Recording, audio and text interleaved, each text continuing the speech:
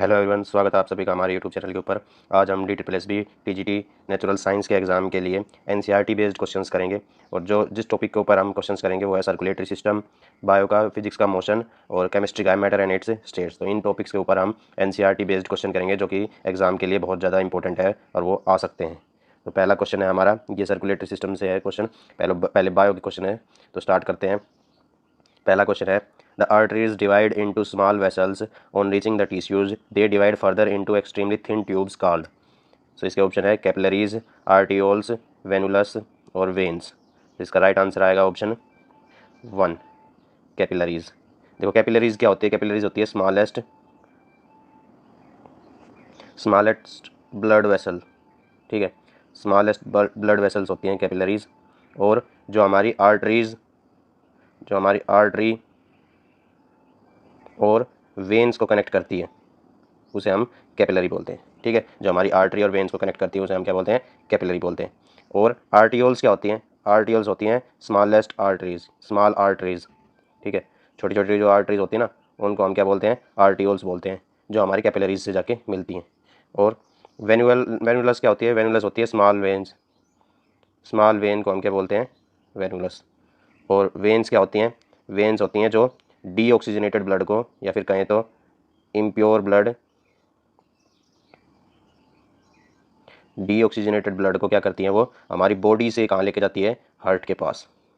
Deoxygenated blood को हमारी body से कहाँ लेके जाती है? हार्ट के पास। उन्हें हम क्या बोलते हैं? वेन्स बोलते हैं। तो इसका राइट आंसर आएगा option 1, capillaries. Next question 2, human blood is red in colour because of the presence of.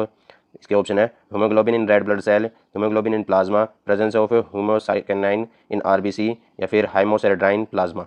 इसका राइट आंसर आएगा option 1, haemoglobin in red blood cell. ये इसका आंसर है।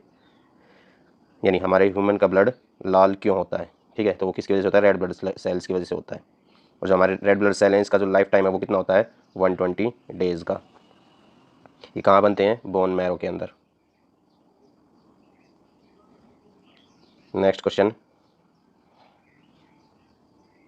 ये मैच द फॉलोइंग है। ठीक है, इसमें हमें पार्ट ऑफ ह्यूमन हार्ट दे रखे हैं, उनके फंक्शन के साथ मैच करने। जैसे सुपीरियर वेना कावा, इसका फंक्शन क्या है? ऐसे ही इन्फीरियर वेना कावा, इन सब का फंक्शन देखना है। अब देखो सुपीरियर वेना कावा क्या होती है? Carries blood from the head, neck, arm and chest. यही इसका काम है। तो पहला हो गया, ए हो गया 1 के साथ। ठीक है, उसके बाद इन्फीरियर वेना कावा, इसका काम क्या? Carries oxygen depleted blood back to your heart from the lower part of your body. यानी ये तो अपर पार्ट से लेके आती है ब्लड। ठीक है, और ये लेके आती है लोअर पार्ट से ब्लड। ठीक है, उसके बाद लेफ्ट पल्मोनरी आर्टरी, क्या करती है? Supply blood to the left lung. यही इसका काम है। ठीक है, ये क्या करती है? ब्लड को सप्लाई करती है लेफ्ट लंग को। उसके बाद है राइट पल्मोनरी आर्टरी, ये करती है supplies blood to the right lung. इसका काम है। और ये कैसा ब्लड होता है? ये होता है डीऑक्सीजनेटेड ब्लड, इम्प्योर ब्लड कह सकते हैं या फिर इसको। ठीक है, ये कैसा ब्लड होता है? इम्प्योर ब्लड होता है, जो हमारी पल्मोनरी आर्टरी लेके जाती है। और जो खाली आर्टरी होती है वो प्योर ब्लड लेके जाती है कहाँ से? हार्ट से बॉडी पार्ट्स के अंदर। और जो पल्मोनरी आर्टरी होती है वो लेके जाती है लंग से, और हमारे हार्ट से लंग के पास। ठीक है, तो इसका जो ऑप्शन होगा वो कौन सा होगा? A1, B2, C3, D4, पहला ऑप्शन इसका राइट आंसर हो जाएगा। Next question 4, individual with dash blood group are called universal donor. इसका राइट आंसर आएगा ऑप्शन 3, ओ। सबको पता है ओ ब्लड ग्रुप क्या होता है? यूनिवर्सल डोनर होता है। ठीक है, और यूनिवर्सल रिसिपेंट्स कौन सा होता है? AB। ठीक है, यानी ये सबका ब्लड ले सकता है और O सबको ब्लड डोनेट कर सकता है। यानी ABO और AB ये ब्लड ग्रुप होते हैं। Next question 5, which one of the following is the major function of platelets. तो प्लेटलेट्स का मेजर फंक्शन बताना क्या होता है? Clotting of blood, O2 transport, immunity, या फिर पैगोसाइटोसिस। तो इसका राइट आंसर आएगा ऑप्शन 1, क्लोटिंग ऑफ ब्लड। यानी जो हमारी प्लेटलेट्स है उसका मेजर फंक्शन क्या है? Clotting of blood. यानी ब्लीडिंग को प्रिवेंट करने का काम किसका है? ब्लीडिंग रोकने का काम किसका है? ये हमारा काम है किसका? प्लेटलेट्स का। Next question 6, the red blood cells are produced in heart, lymph nodes, liver, bone marrow. देखो ये मैंने पहले बताया था कि आरबीसी कहाँ बनता है? ऑप्शन 4 इसका राइट आंसर हो जाएगा, बोन मैरो के अंदर। उसकी लाइफ साइकिल कितनी होती है? 120 डेज की। Next question 7, which vessels carry CO2 rich blood from all parts of the body back to the heart. यानी हार्ट के पास कौन लेके जाती है? सारे बॉडी पार्ट्स से। तो इसका राइट आंसर सबको पता है, ऑप्शन 2 आएगा, वेन्स। वेन्स क्या करती है? हमारे बॉडी पार्ट से हार्ट के पास लेके जाती है कैसा ब्लड? Impure blood. और हमारे हार्ट से बॉडी पार्ट्स के पास प्योर ब्लड कौन लेके जाता है? आर्टरीज। ठीक है, ये कैसे लेके जाती है? प्योर ब्लड लेके जाती है हार्ट से हमारे बॉडी पार्ट्स के पास। फिर कैपिलरीज मैंने बताया था, स्मॉलेस्ट जो हमारी स्मॉलेस्ट ब्लड वेसल्स होती है उनको क्या बोलते हैं? कैपिलरीज बोलते हैं। और ये क्या करती है? आर्टरीज और वेन्स को कनेक्ट करती हैं, उन्हें हम क्या बोलते हैं? कैपिलरीज। आर्टियोल्स बताया था, सबसे ज़्यादा स्मॉल आर्टरीज को हम क्या बोलते हैं? आर्टियोल्स बोलते हैं। Next question 8, which is the largest artery in the body? यानी लार्जेस्ट आर्टरी, स्मॉलेस्ट को क्या होते हैं? आर्टियोल्स बोलते हैं स्मॉलेस्ट को, और लार्जेस्ट को क्या बोलते हैं हम? लार्जेस्ट को बोलते हैं एरोटा। यानी इसका राइट आंसर आएगा ऑप्शन 1। पल्मरी आर्टरी क्या होती है? देखो, पल्मरी आर्टरी होती है जो हमारा इम्प्योर ब्लड कहाँ लेके जाती है? हार्ट से लंग के पास लेके जाती है इम्प्योर ब्लड। लंग्स क्या करती है? उसको ऑक्सीजनेट करती है, फिर यहाँ से लंग्स से हार्ट के पास ऑक्सीजनेटेड ब्लड कौन लेके जाती है? पल्मरी वेन्स लेके जाती है। ठीक है, पल्मरी वेन्स क्या लेके जाती है? लंग्स से हार्ट के पास प्योर ब्लड लेके जाती है, या फिर कहें तो ऑक्सीजनेटेड ब्लड लेके जाती है। और पल्मरी आर्टरी क्या होती है? ये हमारी इम्प्योर ब्लड लेके जाती है हार्ट से लंग्स के पास। ठीक है, और कोरोनरी आर्टरीज क्या होती हैं? कोरोनरी आर्टरीज क्या करती है? ये ऑक्सीजनेटेड ब्लड लेके जाती है हार्ट्स की मसल्स के पास। ठीक है, और क्या होगा अगर इनके अंदर रुकावट हो जाएगी? ठीक है, अगर इनके अंदर रुकावट होगी तो क्या हो सकता है? हार्ट अटैक हो सकता है। अगर इनके अंदर रुकावट आएगी कोरोनरी आर्टरीज के अंदर तो हार्ट अटैक हो सकता है। Next question 9, which among the following types of WBCs help to regulate the immune system of the body? Lymphocytes, monocytes, neutrophils, basophils. यानी हमारे इम्यून सिस्टम्स को कौन रेगुलेट करता है WBC की हेल्प से? तो इसका राइट आंसर आएगा लिम्फोसाइट्स। ठीक है, और देखो हमें पता है एड्स क्या होता है? एड्स ऐसी बीमारी है जो हमारे इम्यून सिस्टम को अफेक्ट करती है। यानी अगर क्वेश्चन पूछा जाए एड्स किसको अफेक्ट करती है, तो लिम्फोसाइट्स को अफेक्ट करती है, हमारे इम्यून सिस्टम को अफेक्ट करती है एड्स। यानी लिम्फोसाइट्स काम करना बंद कर देते हैं। ठीक है, और कौन से लिम्फोसाइट पूछे तो टी लिम्फोसाइट्स। दो टाइप के लिम्फोसाइट होते हैं, तो कौन से लिम्फोसाइट को अफेक्ट करता है AIDS? T lymphocytes. Next question 10, the oxygen poor blood from all the body parts enter in the heart through which veins? यानी कौन सी वेन्स ऑक्सीजन पुअर ब्लड लेकर जाती है, या फिर कहे तो डीऑक्सीजनेटेड ब्लड लेकर जाती है कहाँ से? हमारे बॉडी पार्ट से हार्ट के पास। तो इसका राइट आंसर तुमको पता है क्या आएगा? Vena cava. ठीक है, वेन्स को क्या बोलते हैं? Vena cava. ठीक है, जो लार्जेस्ट वेन्स होती हैं क्या बोलते हैं? वेना कावा बोलते हैं। ये बताई दिया मैंने। पल्मरी आर्टरी क्या करती है?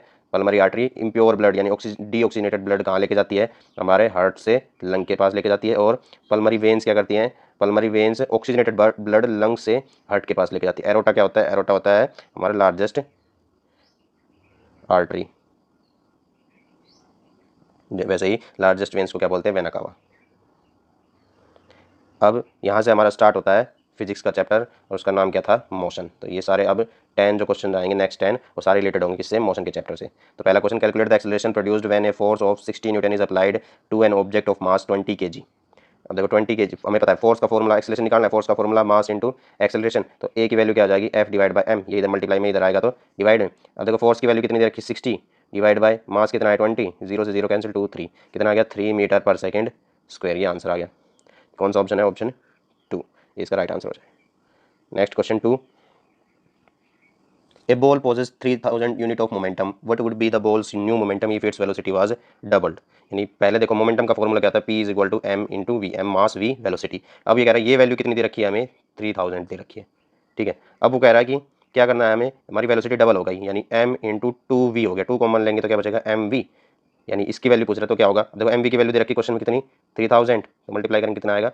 6000 यूनिट्स। इसका राइट आंसर हो जाएगा कौन सा? Option 2, 6000 unit.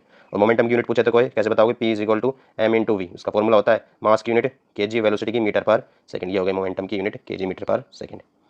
Next question 3, the first equation of motion gives the relation between. यानी पहली इक्वेशन ऑफ मोशन 3 होती है ना। पहली क्या होती है? V is equal to U plus A T. दूसरी क्या होती है? S is equal to U T plus half A T square. तीसरी क्या होती है? V square minus U square is equal to 2AS। अभी किस में रिलेशन दे रही है? ये दे रही है वेलोसिटी, एक्सेलरेशन और टाइम में। ए से एक्सेलरेशन, टी से टाइम, यू से इनिशियल वेलोसिटी, वी से फाइनल वेलोसिटी। तो देखते हैं कौन सा ऑप्शन है ये option 3, velocity, time and acceleration. ये इसका राइट आंसर हो जाएगा। Next question 4, with respect to the equation of motion which of the following is incorrect. हमें बताना कौन सी इनकरेक्ट है। ठीक है, अब देखो पहली ही इनकरेक्ट है। ये क्या होती है? V square minus U square is equal to 2AS। ये होती है। इसमें V square minus U square का रखा है, U square minus V square का रखा है। ठीक है, होना क्या चाहिए? V square minus U square. दूसरी बिल्कुल करेक्ट है। ठीक है, और ये रहा तीसरी, ये भी करेक्ट है। V square minus U square is equal to 2AS। ठीक है, और ये V is equal to U plus A, ये भी बिल्कुल करेक्ट है। तो इसका राइट आंसर हो जाएगा ऑप्शन 1, ये इनकरेक्ट है।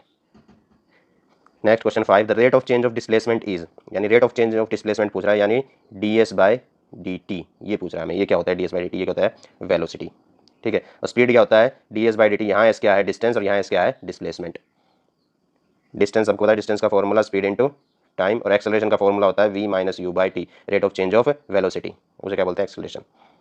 Next question 6, what is the formula of momentum. Momentum का फॉर्मूला अभी हमने बताया, P is equal to M into V, mass into velocity, पहला ही ऑप्शन इसका राइट हो जाएगा। Next question 7, the formula for finding acceleration is, यानी एक्सेलरेशन फाइंड करने के लिए फॉर्मूला क्या होता है, हमें सबको पता है एक्सेलरेशन क्या होता है, rate of change of velocity, तो ये एक्सेलरेशन का फॉर्मूला है V minus U divide by T, यानी ये रहा option 4 V minus U divide by T.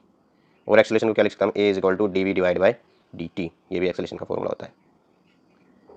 Next, an object remain in state of rest और of uniform motion in a straight line unless compelled to change the state by an applied force. पूछ रहा है ये about कौन सा law है, first law of motion, third law of motion, it is not a law just a concept suggested by Thomas Edison, second law of motion. तो हमें पता है कौन सा है, ये है फर्स्ट लॉ ऑफ मोशन की, अगर कोई भी ऑब्जेक्ट रेस्ट में है तो रेस्ट में रहना चाहेगा, और मोशन में तो मोशन में रहना चाहेगा, कब तक, जब तक उसके ऊपर कोई फोर्स नहीं लगता तब तक। और हम फर्स्ट लॉ को क्या बोलते हैं, law of inertia, first law क्या बोलते हैं, लॉ ऑफ इनर्शिया भी बोलते हैं। थर्ड लॉ क्या होता है, every action has equal and opposite reaction. Second law क्या होता है, सेकंड लॉ होता है rate of change of momentum is directly proportional to applied force, ये होता है हमारा थर्ड लॉ। यहाँ से क्या फॉर्मूला था फोर्स का, F is equal to M into A. Next question 9, the rate of change of momentum of a body is directly proportional to the applied potential. अभी बताया मैंने ये क्या है, सेकंड लॉ ऑफ मोशन, यानी D P by D T directly proportional किसके होता है, फोर्स के, तो इसका राइट आंसर आएगा अप्लाइड फोर्स, सेकंड हो जाएगा। Next question 10, the law of inertia was first propounded bye whom, Einstein, Newton, Galileo, Edison. अब देखो पहले किसने दिया था लॉ ऑफ इनर्शिया, ये पूछा गया इन चारों में से, ठीक है। सबसे पहले दिया गया था गैलीलियो ने, और हम पढ़ते क्या है, लॉ ऑफ न्यूटन, उसके बाद न्यूटन ने ला दिए थे, ठीक है। और उससे पहले लॉ ऑफ इनर्शिया किसने दिया था, गैलीलियो ने। तो न्यूटन ने गैलीलियो के बाद जो है 3 लॉ ऑफ मोशन दिए थे गैलीलियो की थ्योरी पढ़ने के बाद। ये थे हमारे फिजिक्स के क्वेश्चन। अब स्टार्ट होंगे केमिस्ट्री के क्वेश्चन, और चैप्टर था मैटर एंड इट्स स्टेट। तो पहला क्वेश्चन है, which among the following is the reason to use helium gas in gas balloons instead of hydrogen gas, यानी हीलियम गैस को क्यों यूज़ करते हैं हाइड्रोजन गैस की जगह बैलून्स के अंदर। देखो helium is non combustible, helium is more abundant than hydrogen, helium is lighter than hydrogen, helium is more stable, यानी इनमें से कौन सा रीजन है वो। देखो इसका राइट आंसर आएगा option 1, helium is non combustible. Helium क्या होती है, हीलियम इनर्ट गैस होती है एक तो, ठीक है। और हीलियम क्या होती है, नॉन फ्लेमेबल, यानी हीलियम के अंदर जल्दी से आग नहीं लगती। और हाइड्रोजन के अंदर क्या होता है, जल्दी से आग लग सकती है, ठीक है। हाइड्रोजन आसानी से आग लग सकती है हाइड्रोजन के अंदर, इसीलिए हम क्या यूज़ करते हैं, हीलियम को यूज़ करते हैं गैस बैलून्स के अंदर हाइड्रोजन की जगह। Next question 2, intermolecular force of attraction are least effective in liquid, gas, plasma, solid. इसका राइट आंसर आएगा ऑप्शन 2, गैसेज, ठीक है। अब देखो लिक्विड के अंदर इंटरमोलिकुलर फोर्स क्या होता है, कम होता है। सबसे ज़्यादा इंटरमोलिकुलर फोर्स किसके अंदर होता है, सॉलिड के अंदर, उसके बाद लिक्विड, उसके बाद गैसेस के अंदर। क्योंकि इसके अंदर मॉलिक्यूल्स बहुत ज़्यादा नज़दीक होते हैं, इसके अंदर थोड़े दूर दूर होते हैं, इसके अंदर उनके बीच में बहुत ज़्यादा डिस्टेंस होता है गैसेस के मॉलिक्यूल्स के अंदर। तो फोर्स सबसे ज़्यादा किसके अंदर होगा, सॉलिड के अंदर, फिर लिक्विड के अंदर, फिर गैस के अंदर। Next question 3, which of the following is considered to be the fifth state of matter, यानी फिफ्थ स्टेट ऑफ मैटर किसे कहा जाता है। इसका राइट आंसर है option first, Bose Einstein condensed state. अब देखो बोस आइंस्टाइन कंडेंसेट क्या होता है, ये होता है एक group of atoms that cools to absolute zero temperature. अब एब्सोल्यूट जीरो टेम्परेचर क्या होता है, एब्सोल्यूट जीरो टेम्परेचर होता है -273.15 डिग्री सेल्सियस, ये होता है एब्सोल्यूट जीरो टेम्परेचर। और फोर्थ स्टेट पूछे तो मैटर की वो क्या होती है, प्लाज्मा, और बाकी 3 तो होती हैं कौन सी, सॉलिड, लिक्विड और गैस।